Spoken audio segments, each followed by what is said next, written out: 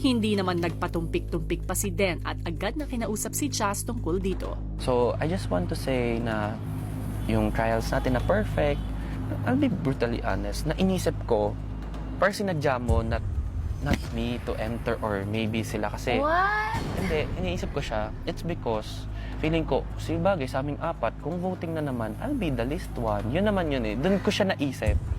And gusto ko siyang sabihin sa'yo directly kasi... So I would know.